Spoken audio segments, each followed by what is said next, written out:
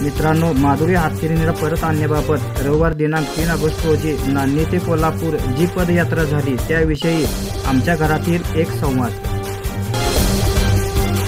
Mummy papa आलं।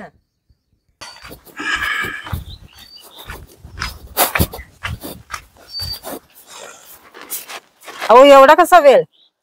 अगं तिथे पोहोचायलाच कोल्हापुरात वेळ लागला नाही। 45 किलोमीटर चालायला लागलं, त्यामुळे लई वेळ लागला।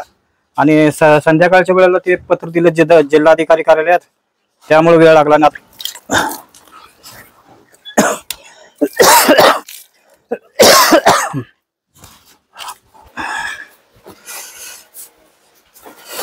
सुरेश कुठे गेलाय?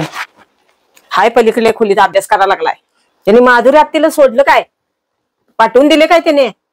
अगं चालून चालून पाय दुखायला, जरा थांब की जरा सांगतो।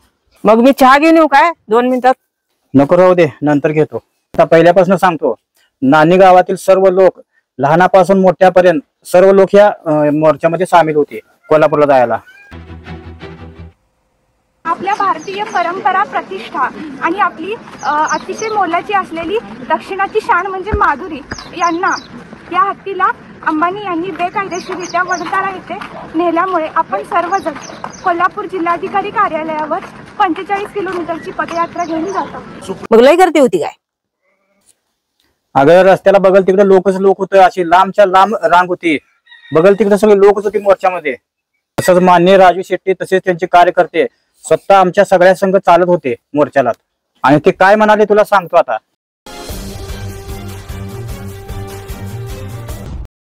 सुप्रीम कोर्टानं दिलेला हा जो निर्णय आहे तो काय अंतिम नाही।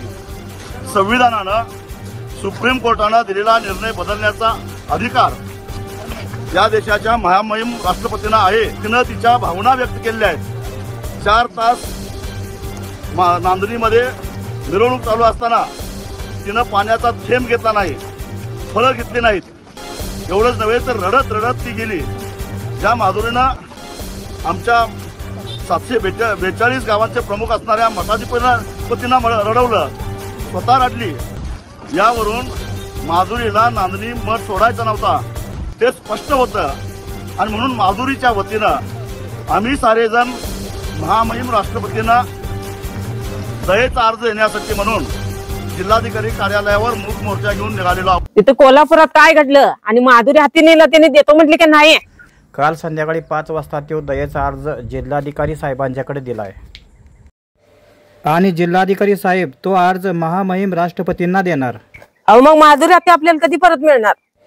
अगं पहिल्यांदा तो दयेचा अर्ज जिल्हाधिकारी साहेब महामहिम राष्ट्रपतींना देणार आणि तो दयेचा अर्ज बघून महामहिम राष्ट्रपती आपल्याला काय तो न्याय देणार। सुरुवात झाली, फक्त इट्स अ लीगल प्रोसेस। त्यामुळे ह्या लीगल प्रोसेसला आपण पुढे जाऊ आणि कोणत्याही परिस्थितीत आपल्या सगळ्यांना ज्या पद्धतीची नांदी मठाची परंपरा आहे त्या पद्धतीची हत्ती आपला जो आहे तो आपल्याकडे राहण्यासाठीचे संपूर्ण निर्णय आपल्या पद्धतीने करून घेण्यासाठीची प्रक्रिया आता दोन्ही बाजून अशी कायद्याची प्रोसेस आहे। बघूया काय होतंय ते। अहो मग मुख्यमंत्री साहेब काय म्हटले? हा सुप्रीम कोर्टाचा आदेश आहे।